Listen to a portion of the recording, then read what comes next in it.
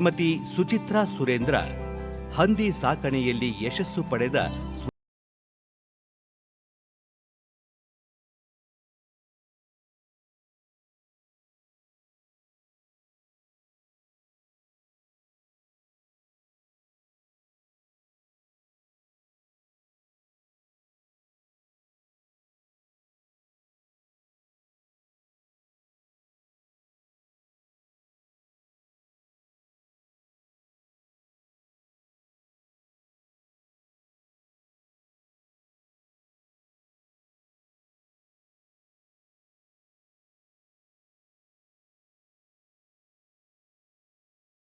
ಹಂದಿ ಪ್ರಾರಂಭ ಮಾಡಿದಾಗ ಒಂದು ಹಂದಿ ಮೊದಲಿಗೆ ಪ್ರಾರಂಭ ಮಾಡಿದ್ದು ಸರ್.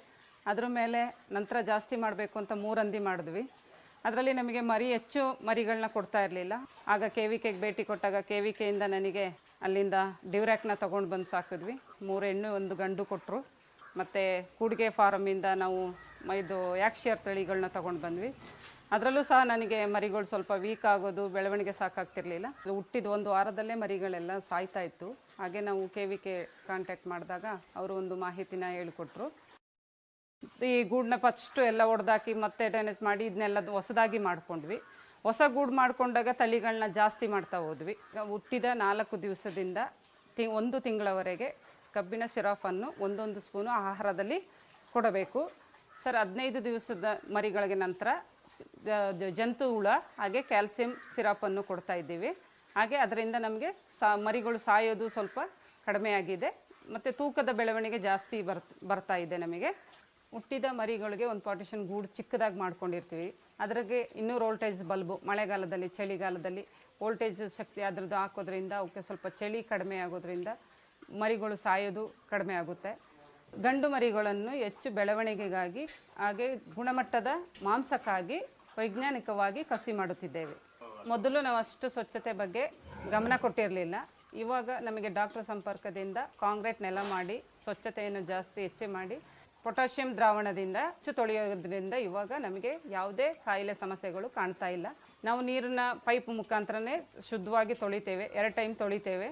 ಫುಡ್ ಹಾಕಿದ್ಮೇಲೆ ಒಂದ್ಸರಿ ತೊಳಿತೇವೆ. ಫುಡ್ ಹಾಕೋಕ್ಕಿಂತ ಮುಂಚೆ ಒಂದ್ಸರಿ ನೀರನ್ನ ಶುದ್ಧವಾಗಿ ಕೊಟ್ಟಿಗೆಯನ್ನು ತೊಳೆದು ಮತ್ತೆ ಒಂದ್ಸರಿ ಫುಡ್ ಕೊಡ್ತೇವೆ.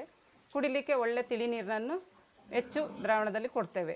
ನಾವು ಹೊರಗಡೆ ಹೋಗಿ ವೇಸ್ಟ್ ಎಲ್ಲ ಕಲೆಕ್ಟ್ ಮಾಡಿ ತರ್ತೀವಿ ಸರ್. ಫುಡ್ಡಲ್ಲಿ ಏನಾದರೂ ವಿಟಮಿನ್ಸ್ ಇರುತ್ತೆ ಅಂತೇಳಿ ಅದಕ್ಕೆ ನಾವು 1/2 ಲೀಟ್ರಷ್ಟು 20 ಲೀಟ್ರಿಗೆ 1/2 ಲೀಟ್ರಷ್ಟು ಸುಣ್ಣದ ತಿಳಿ ನೀರನ್ನು ಹಾಕ್ತೇವೆ. ಮತ್ತು ನಮ್ಮ ಪ್ರಮಾಣದ ತೂಕದಲ್ಲಿ 1 ಹಿಡಿ ಉಪ್ಪನ್ನು ಹಾಕ್ತೇವೆ. ಎಲ್ಲ ಹಾಕಿ ಅದನ್ನು ಕುದಿಸಿ ಮತ್ತು ನಾವು ಹಂದಿಗಳಿಗೆ ಯಾವುದೇ ಅದನ್ನು ಡೈರೆಕ್ಟಾಗಿ ನಾವು ತಂದು ಗೂಡಿಗೆ ಹಂದಿಗಳಿಗೆ ಹಾಕೋದಿಲ್ಲ. ಬಿಸಿ ಮಾಡಿ ನಾವು ಕೊಡೋದ್ರಿಂದ ನಮಗೆ ಯಾವ ಸಮಸ್ಯೆ ಇಲ್ಲ ಅಂತ. ಮುಂಚಿನ ಆದಾಯದಲ್ಲಿ ನಮಗೆ 2 ಲಕ್ಷ ಆದಾಯ ಬರ್ತಾಯಿತ್ತು. ಇವಾಗ KVK ವಿಜ್ಞಾನ ಕೇಂದ್ರದಿಂದ ನಾವು ಸಂಪರ್ಕಿಸಿದಾಗ ಇವಾಗ ಹೆಚ್ಚಿನ ಆದಾಯ ಅಂತ ಹೇಳಿದರೆ ವರ್ಷದಲ್ಲಿ 8 ಲಕ್ಷ ಆದಾಯವನ್ನು ನಾವು ಪಡೀತಾ ಇದ್ದೇವೆ.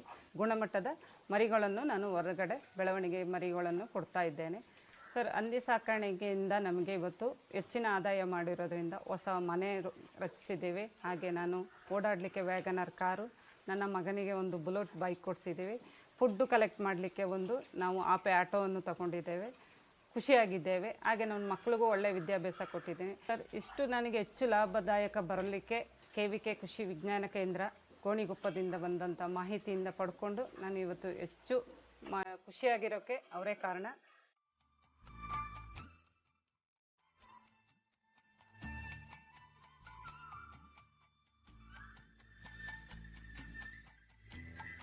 ಹಸು, ಕುರಿ, ಕೋಳಿ ಸಾಕಾಣೆಯಂತೆ ಹಂದಿ ಸಾಕಾಣಿಕೆ ಕೂಡ ಒಳ್ಳೆ ಲಾಭ ತಂದ್ಕೊಡುವಂತ ಉದ್ಯಮ. ಇದನ್ನ ಉಪಕಸುಬಾಗಿ ಇಲ್ಲವೇ ಮುಖ್ಯ ಉದ್ಯೋಗವನ್ನಾಗಿ ಮಾಡಿಕೊಳ್ಳಬಹುದು. ರಾಜ್ಯದ ದಕ್ಷಿಣ ಭಾಗದಲ್ಲಿ ಇದರ ಸಾಕಾಣಿಕೆ ಹೆಚ್ಚಿದೆ. ಈ ಉದ್ಯಮ ಲಾಭದಾಯಕವಾಗಿ ನಡಿಬೇಕಾದ್ರೆ ವೈಜ್ಞಾನಿಕ ನಿರ್ವಹಣೆ ಅತ್ಯಗತ್ಯ. ಅದರಲ್ಲೂ ಕಡಿಮೆ ಖರ್ಚಿನ ಕ್ರಮಗಳನ್ನು ಪಾಲಿಸಿದಲ್ಲಿ ಉತ್ತಮ ಆದಾಯ ಗಳಿಸಬಹುದು ಅನ್ನೋದು ತಜ್ಞರ ಅಭಿಪ್ರಾಯ.